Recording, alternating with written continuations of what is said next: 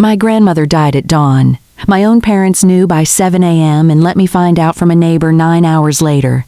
2 weeks after they'd put my suitcases on the porch and changed the locks, they walked into her funeral asking to talk about the estate as a family. They thought they were coming back for money. What the judge read out loud on page 4, nobody in my family saw coming. My name is Mara Whitfield. This is what my grandmother left behind, and what she left instructions for. I'm a hospice nurse in a small Ohio county, and I was on shift the night a neighbor named Ruth called, crying so hard I couldn't understand her. My grandmother, Eleanor, had died peacefully in her own bed. Then Ruth said the part that put ice in my spine. "Honey, your parents have known since 7 this morning. I figured nobody told you." 9 hours. My grandmother had been gone 9 hours, and my own parents let me find out from a neighbor. I drove to her house that evening. On the front door, taped in my mother's tidy handwriting, was an index card. Contents inventoried. Please do not remove items. She'd been dead less than a day, and my mother had already made a list of everything inside. I need you to understand the house I grew up in. My mother, Diane, was a loan officer, and she ran our family the same way. Taped to the fridge was an actual invoice, room and board, itemized, with a running balance. My father never argued. He sat behind his newspaper like a man waiting out weather. 6 streets over was my grandmother's kitchen. Pancakes, weak coffee, no ledger at all. Same last name, 2 different countries. I spent my whole childhood crossing the border between them. And in the spring of 2014, when I was 17, those 2 countries went to war. Over a stroke, a hospital folder, and a house my mother had already had appraised. My grandmother had a small stroke that spring, and I drove her to physical therapy every afternoon after school. That's how I watched what my parents did next. My mother showed up to the hospital with brochures for a senior living facility and a realtor's estimate on Grandma's house, while Grandma was still slurring her words. Grandma said no. That should have ended it. A few weeks later, I overheard my parents at the kitchen table with a calculator, using words I'd never heard. Petition, power of attorney, guardianship. My mother was filing to have my grandmother declared incompetent. In Ohio, when someone files that petition, the court sends an investigator. She watched Grandma make coffee, pay her own bills, name the president, and the exact price of ground beef at the local grocery store. Then she asked me questions alone on the porch. I told the truth. Grandma cooked, balanced her checkbook, needed nobody managing her. Her doctor confirmed it in writing. The petition was denied. My mother didn't scream. She drove me home in total silence and said one thing at a red light. "You'll learn what loyalty costs, Mara."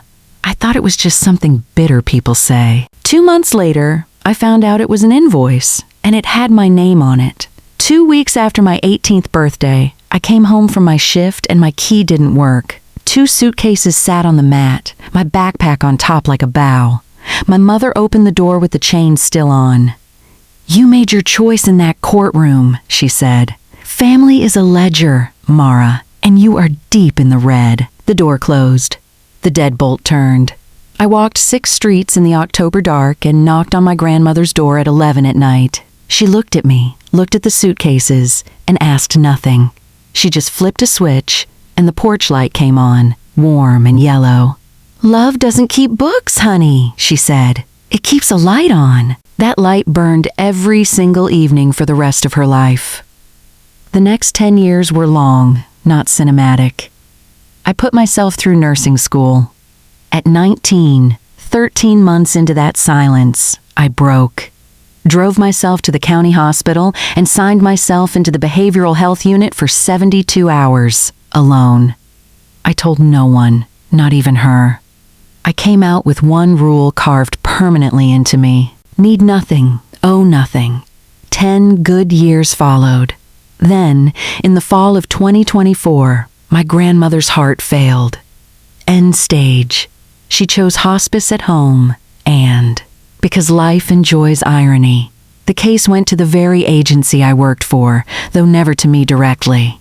One night near the end, she gripped my wrist harder than an old woman should be able to, and made me promise something strange. When they come smiling, you let the lawyer do the talking first. I didn't understand it yet. 3 weeks later, she was gone. At the reading of the trust, my parents arrived in church clothes, my mother clutching a leather folio like she already owned the outcome. The attorney read without theater. The house, the old fabric shop building downtown, investment accounts, nearly $3.5 million. All of it to me. To my parents, $10,000 each, with my thanks for the lesson they taught me in 2014. The room went silent enough to hear the coffee machine. My mother didn't flinch. She smiled, took my hand, and said, warm as a heating pad, "What a responsibility for you, sweetheart. Of course, we'll manage it for you." I said, "No, thank you." She kept smiling as she gathered her coat, and that smile scared me more than the index card on the door ever had. First came casserole diplomacy, a dinner invitation. No business, just family. I went, because you can know exactly what someone is and still be starving for them. Dessert came out, and beside my pie, my mother set down a plastic-bound folder, Whitfield Family Wealth Management Plan, a family LLC. Managing members, my parents. A monthly allowance for me. A signature line with a little plastic arrow pointing to where I was supposed to hand my grandmother's life over to the people she'd specifically written out of it. I closed the folder. "Thank you for dinner. I'm not signing this." The temperature in that room dropped 10 degrees in 1 second. "We tried the nice way," my mother said. 3 weeks later, a man in a golf shirt handed me a manila envelope at my hospice nurse's station in front of coworkers and a grieving family. My own parents had filed to have the entire trust thrown out, accusing me, their own daughter, of undue influence over a dying woman. Everything froze. The house, the accounts, all of it locked while a judge decided whether my grandmother had been of sound mind. My mother's attorney requested to be appointed interim manager of the estate. Manage it for you, dressed up in legal stationery. The smear campaign moved through the county like water through a floor crack. My cousin texted that I should do the right thing and share. When I didn't respond fast enough, I was blocked. Then, 3 weeks after my deposition, during which their lawyer produced my sealed psychiatric records from 10 years earlier, obtained because I'd still been on my father's insurance at 19, an anonymous complaint hit the state nursing board. Elder financial abuse. I lost my badge while the investigation ground on for months. They weren't attacking the trust anymore. It was a fortress. My grandmother had spent a decade quietly building it, meeting privately with her attorney, collecting 2 independent medical capacity letters the same week she made her final amendment, 9 months before any diagnosis. So instead, they went after the one thing built entirely by me, my license. A settlement offer arrived. $700,000, 20% of the estate, in exchange for dropping everything. Buried in the fine print, licensing matters tend to resolve themselves when families reconcile. Pay us, and the board complaint disappears. Fight us, and my worst night gets read aloud in open court. I had the papers flat on my grandmother's kitchen table, pen uncapped, actually about to sign, when Ruth and another neighbor knocked, sat down, and put a hand flat on the pages. "She wasn't leaving you money," Ruth said. "She was leaving you witnesses. You've been paying for their love your whole life. What's the interest rate?" I picked the agreement back up and tore it in half. Then I did something that scared even my own attorney. I released my own sealed medical records into the case voluntarily before they could ever use them as a weapon again. The hearing lasted 2 days. Their attorney built a devastating case, a fragile granddaughter with a psychiatric history and access to a dying woman's medications, poised to inherit millions. My mother testified in a blue suit, tissue in her fist, more convincing than she'd ever been at the funeral itself. Then I took the stand. I told them everything. The suitcases, the folded sweaters, my mother's voice through 4 inches of open door. Family is a ledger, and you are deep in the red. I told them about 19, about the 72 hours, about signing myself in and out completely alone, about finishing nursing school and spending 6 years sitting with this county's dying. "I'm told that's a psychiatric history," I said. "On my ward, we call it surviving." My grandmother's neighbor, Ruth, testified about a porch light on a mechanical timer running every single evening for 11 straight years, through storms and holidays and the night my grandmother died. That light was for the girl, she told the judge. Everyone on our street knew what it meant. That's when my mother stood up at the table, over her own attorney's hand on her arm, and said too loudly for the room, "We fed her for 18 years. You don't get to walk away from a debt like that. Family is a ledger." 50 strangers and a court reporter heard her say it herself.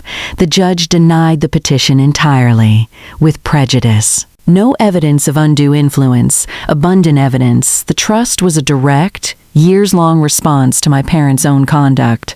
Under the trust's own forfeiture clause, contesting it meant losing even the $10,000 my grandmother had left them. They walked away with nothing, and the court noted it would consider awarding legal fees against them. Outside, my mother crossed the hallway one last time, composure finally cracking. "After everything we gave you," she said. "Not sorry. Just the ledger, open to my page, one final time. Then consider us settled," I told her, and walked out into the cold. I deleted her contact that night. Not blocked, deleted. Blocking is for doors people might still knock on. 6 weeks later, the nursing board closed the complaint, unsubstantiated. I got my badge back. The house is fully mine now, and the rent from my grandmother's old shop building funds, something I built in her name. No strings, no payback support for exhausted family caregivers across the county.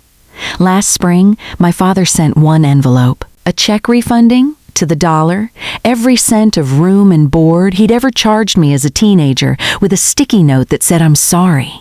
I signed it straight into the fund. In June, I gave a key to a 19-year-old nursing student whose own parents had put her things in garbage bags. Rent, $1 a year. House rule. Nobody owes me anything here. Here's what I learned from all of it. Love that keeps score was never love to begin with. It was a bill waiting to be collected. Real family doesn't need a ledger to prove it's real. It just keeps showing up, quietly, the same way, every single day. And sometimes the person who protects you the most is the one who spent 10 years preparing for a fight you didn't even know was coming. Every evening at 7, a timer clicks in a hallway closet, and the porch light still comes on. If someone ever turned love into a ledger on you, I want you to hear this. You don't owe them your whole life, and you're allowed to stop paying interest on it. If this story moved you, tell me where you're watching from in the comments. I read every single one. And if you want more real stories like this every week, hit subscribe and turn on notifications. It genuinely means everything to this channel. Until next time, go check on the person who keeps a light on for you.